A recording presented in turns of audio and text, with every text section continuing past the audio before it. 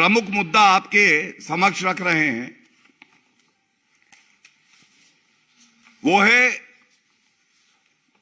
आप नहीं पाप का, कट्टर बेईमानों का और जैसा भारतीय जनता पार्टी पुरजोर तरीके से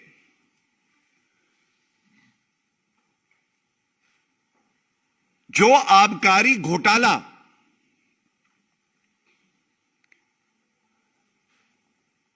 किंगपिन अरविंद केजरीवाल, उनके कट्टर बेईमान मंत्री एक्यूज नंबर 1 मनीष सिसोदिया ने किया था, प्रोसिक्यूशन कंप्लेंट ईडी द्वारा न्यायालय में दी गई है और क्या अभी तक विवेचना हुई है, किस तरह से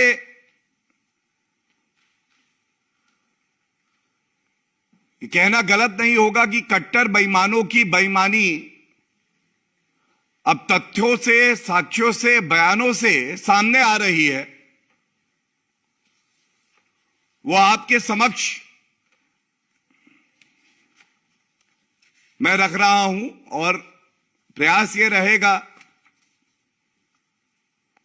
कि आपको ऐसे तथ्य दें कि अगर अरविंद केजरीवाल कहीं पे मिल जाए तो उनसे ये सवाल जरूर पूछ लीजिएगा।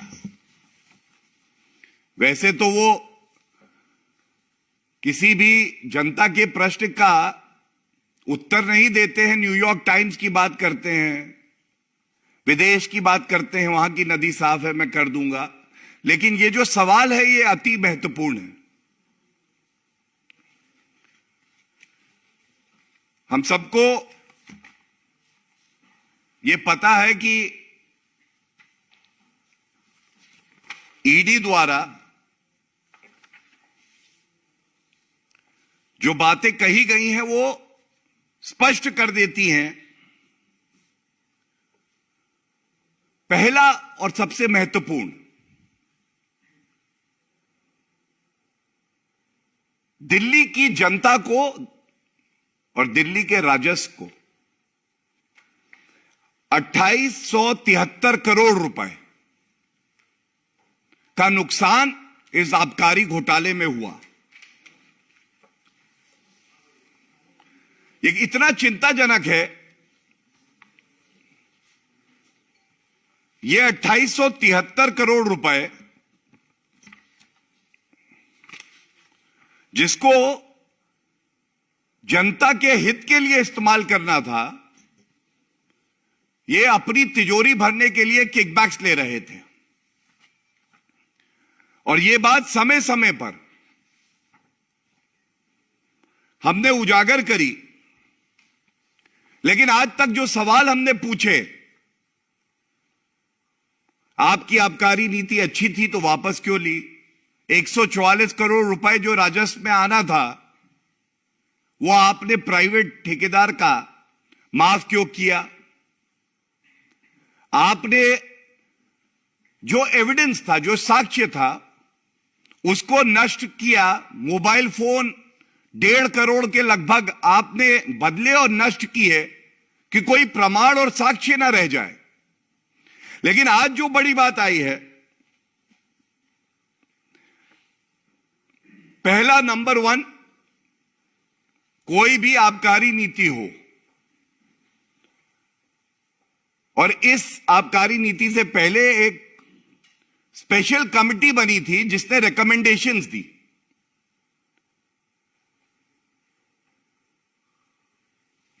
जो ग्रुप ऑफ मिनिस्टर जिसको निर्धारित करना था कि आबकारी नीति क्या होगी, उसने एक्सपर्ट कमिटी की रिकमेंडेशंस की पूरी तरह से अनदेखी करी। इसमें उप मुख्यमंत्री मनीष सिसोदिया, सत्येंद्र जैन,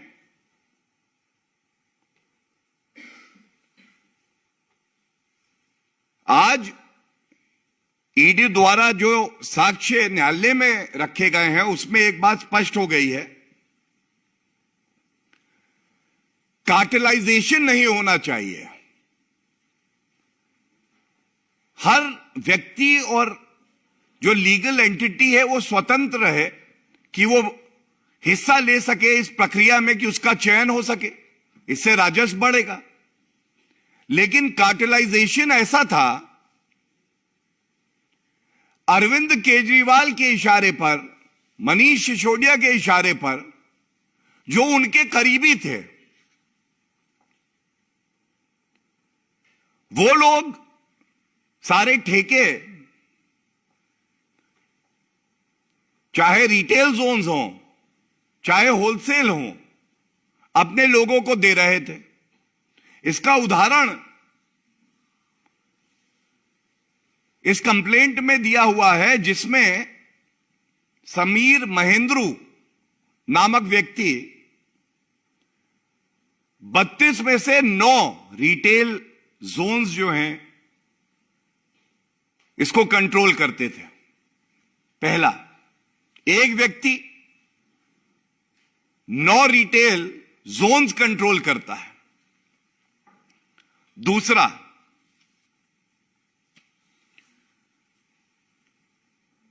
सबसे ज्यादा चिंताजनक यह है, एक पॉलिसी की सैंक्टिटी इस बात में है, पवित्रता इस बात में है कि पब्लिक होने से पहले वो किसी भी इंटरेस्टेड पार्टी के हाथ में ना हो, जिससे कि एक लेवल प्लेइंग फील्ड हो और हर कोई अपने हिसाब से इस प्रक्रिया में पारदर्शिता से हिस्सा ले सके। अब एक व्यक्ति है मनोज राय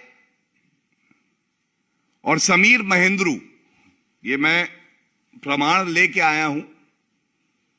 इसमें यह लिखा है और मैं पढ़ देता हूं, the screenshots of WhatsApp chats dated 31st of May 2021 of Shri Manoj Rai showing that he has received a policy from 5 sources are being reproduced hereunder।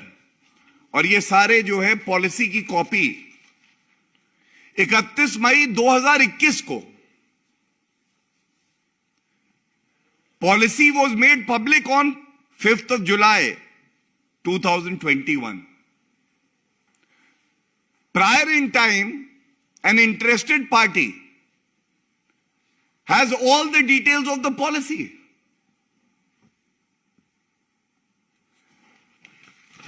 जिस समय पर इस पॉलिसी को पब्लिक किया गया, उससे पहले जो महाठग के चुनिंदा ठग थे, उनके पास ये पॉलिसी पहुंच चुकी है। क्या ये एक गंभीर मसला नहीं है?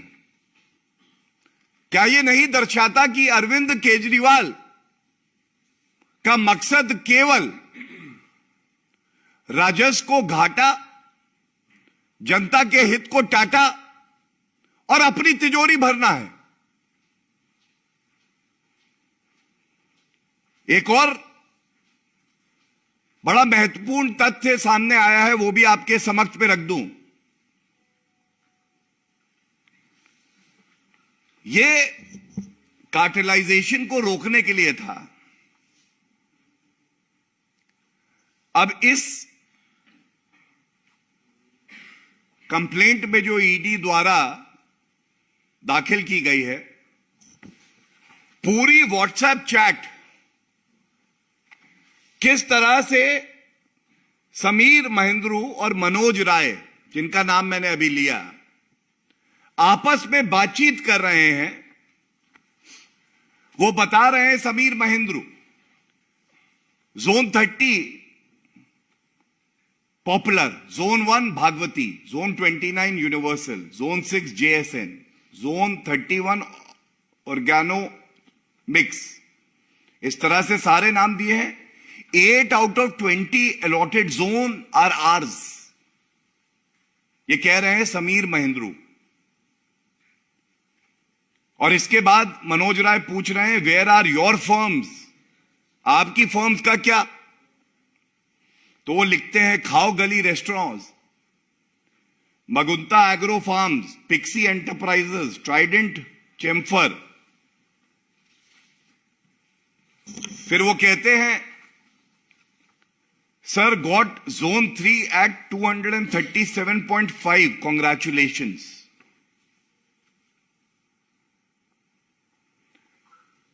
उसके बाद वो कहते हैं मुझे कॉल करो, लेन देन की बात करनी होगी। कमीशन 12% कर दी थी, 6% वापस अरविंद केजरीवाल के पास जाना था। 3 चीजें जो आपके समक्ष रखी। भारत में इससे ज्यादा बेशर्मी से और इससे ज्यादा बड़ा कोई घोटाला हुआ नहीं होगा। आप पहले ही अपनी पॉलिसी को सार्वजनिक कर देते हैं, अपने ही लोगों को आप ठेके दे देते हैं।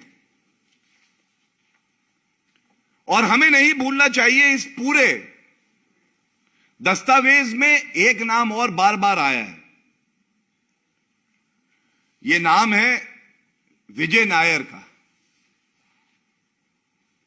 विजय नायर के खिलाफ जो आरोप हैं, ये वसूली कर रहे हैं अरविंद केजरीवाल और मनीष सिसोदिया के लिए, और उसके बाद वापस किकबैक देते हैं। एक और तथ्य जो सामने आया है चिंताजनक है।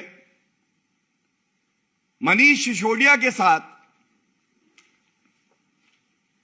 जो इंटरेस्टेड पार्टीज हैं, उनकी एक मीटिंग होती है।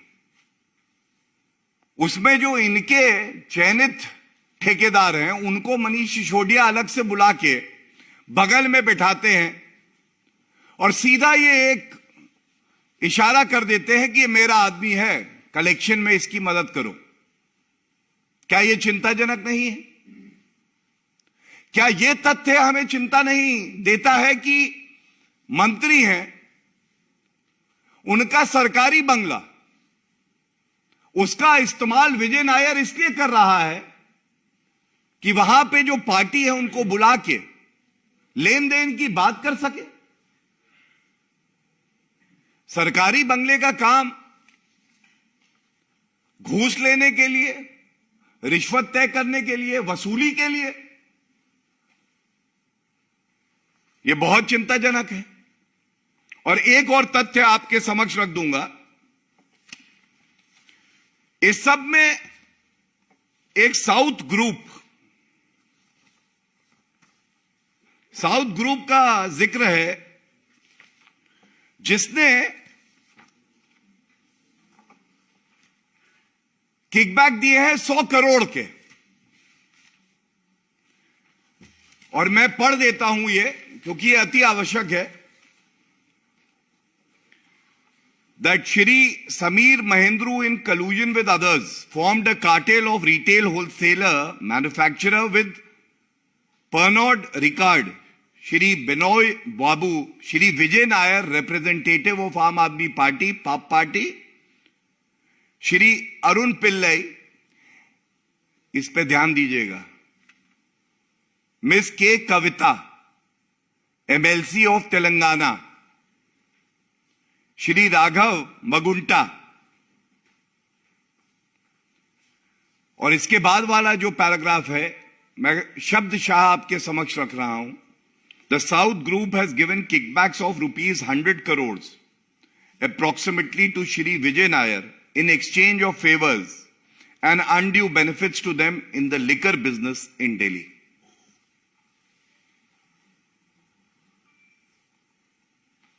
भारत राष्ट्र समिति पार्टी मुख्यमंत्री की बेटी मिस के कविता तेलंगाना से एमएलसी, उनका नाम आया है और हमने देखा किस तरह से ये लोग बात करते हैं कि हम परिवर्तन लाएंगे। दिल्ली में पापी आप और ये भारत राष्ट्र समिति नाम में भारत लगाया हुआ है और राष्ट्र की बात करेंगे और समिति बनाएंगे 100 करोड़ की लेन देन करने की। मदिरा शराब, एक हाथ में अद्धा दूसरे में पहुआ। शर्म आनी चाहिए। ये कुछ बिंदु हैं आपको दिखाने के लिए कि इनकी दाढ़ी में तिनका नहीं, इनकी पूरी दाढ़ी तिनकों वाली है। ये कुछ तिनके रखे हैं और आगे भी सुनिश्चित करेंगे। कोई भ्रष्टाचारी, पापी, कट्टर बेईमान, वसूलीबाज बचना नहीं चाहिए। और जितना ये हमारी जांच एजेंसियों पर आरोप लगाते हैं, मैं बड़ी जिम्मेदारी से एक अधिवक्ता होने के नाते बात कह दूं, इनको 5 से 6 महीने का समय मिला। क्या मनीष सिसोदिया, सत्येंद्र जैन जो 6 महीने से बेल नहीं पा पाए हैं, मसाज करा रहे थे, वो भी एक रेपिस्ट से, रद्द करा पाए हैं ये आरोप? मैं इतना ही कहूंगा, आज ये कहना गलत नहीं होगा, ऐसा कोई सगा नहीं जिसे कट्टर बेईमान अरविंद केजरीवाल ने ठगा नहीं। और जो हमारी जिम्मेदारी है वो हम निभाते रहेंगे। तथ्य जो सामने आएंगे उसको आपके समक्ष रखते रहेंगे, जनता के सवाल पूछते रहेंगे। बहुत बहुत धन्यवाद। धन्यवाद गौरव जी। अब मैं निवेदन करूंगा भारतीय जनता पार्टी दिल्ली प्रदेश के कार्यकारी अध्यक्ष श्री वीरेंद्र सचदेवा जी से कि आप सबको संबोधित करें। वीरेंद्र जी। धन्यवाद हरीश जी। मित्रों, विषय गौरव जी ने विस्तार से रखा है।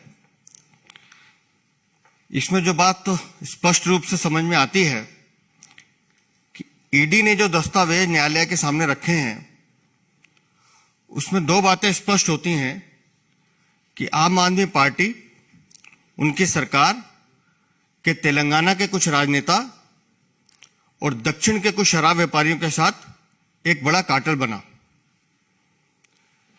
और इन तथ्यों के आधार पर हम दिल्ली की जनता की ओर से मुख्यमंत्री से मात्र 3 सवाल पूछना चाहते हैं कि यह कैसे मुमकिन है कि बिना मुख्यमंत्री के राजनीतिक संरक्षण के विजय नायर एक्साइज विभाग के फैसले अदल बदल करता रहा। दूसरा जो सवाल है कि यह कैसे मुमकिन है कि 100 करोड़ से अधिक राशि, जिसका भी जिक्र गौरव जी ने किया, कि 100 करोड़ से अधिक राशि का लेन देन विजय नायर बिना राजनीतिक संरक्षण के दिल्ली में कर पाता है। तीसरा जो सवाल है कि मुख्यमंत्री बार बार ये कहते रहे हैं कि विजय नायर आम आदमी पार्टी के चुनाव प्लानिंग विभाग का काम देखते थे और उससे यह स्पष्ट है कि विजय नायर खुद को चुनाव प्लानिंग विभाग के साथ साथ एक्साइज विभाग का ऑफिसर भी बताते थे और इस तरह के सौदों में वो लिप्त रहते थे। दिल्ली की जनता मुख्यमंत्री से सीधा सीधा स्पष्टीकरण चाहती है और मैं बड़ी विनम्रता के साथ मुख्यमंत्री केजरीवाल जी से ये कहना चाहता हूं कि आप स्वयं इसका स्पष्टीकरण दें कि विजय नायर के साथ आपका रिश्ता क्या है, और मेरी विनती है कि ये स्पष्टीकरण आप रिकॉर्डेड मैसेज से ना भेजें, लाइव प्रेस कॉन्फ्रेंस करें, पत्रकारों को सवाल पूछने दें और उन पे किसी तरह का दबाव ना बनाएं, क्योंकि सवाल पूछने पर अगली प्रेस कॉन्फ्रेंस में उनको बैन किया जाता है। तो मेरा सीधा सीधा निवेदन है मुख्यमंत्री से कि दिल्ली की जनता ये स्पष्टीकरण चाहती है कि आप बताएं विजय नायर से आपके संबंध क्या है। धन्यवाद।